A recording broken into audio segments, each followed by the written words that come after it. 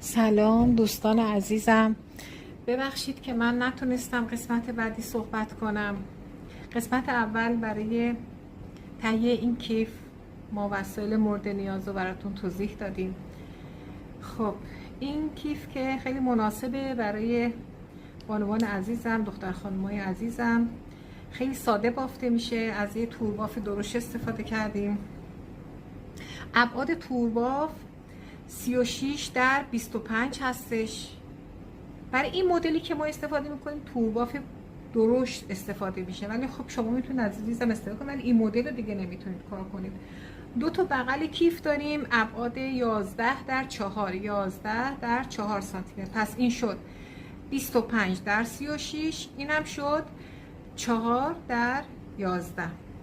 بافتمونم من برای بافت این کیف که میبینید خیلی لطیف و زیبا هستش، خیلی استحکام خوبی داره. البته من هنوز تو دوستش انجام ندادم، آسترکشی نکردم برای اینکه بهتون نشون بدم. داخلش هم میتونید از این آسترکشی خیلی لطیف و زیبا هم استفاده کنید. من از کاموای ایرانی و نخ ابریشم توأمن استفاده کردم. یکم بافته سخته دو قلابه، ولی شما میتونید از نخهای ایرانی هم استفاده کنید. نخهای ضخیم ترجیحاً بهتره که یلا راحت‌تر بافت انجام میدید.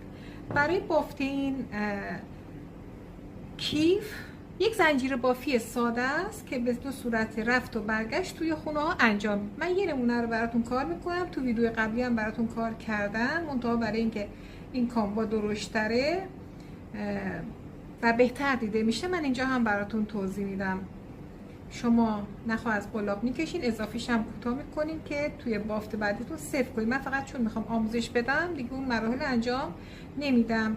نخ اومده بیرون، از سوراخ بعدی میرین پایین، نخو میگیرین به حالت زنجیره در میارین. دقیقا شبیه همون زنجیره بافی خیاطی هستش. ببینید از داخل سوراخ نخو میارم بیرون، از سوراخ بعدی قلاب میبرم تو و نخو میگیرم و به صورت یک دونه زنجیره میبافم. بعدی دوباره نخ من پشت کاره، قلاب من روی کاره، قلاب میبرم تو سوراخ بعدی، نخو میگیرم میارم بالا و از توی زنجیره رد میکنم. به همین صورت قلاب میره توی سوراخ توریمون، نخو میگیره و میاره بالا. بافتش خیلی راحت عزیزان، یعنی مشکل خاصی شما نخواهیم داشت. منتهاش ما برای اینکه بافت محکمتر و جلای بیشتری بگیره، یه دور که اینو رفتیم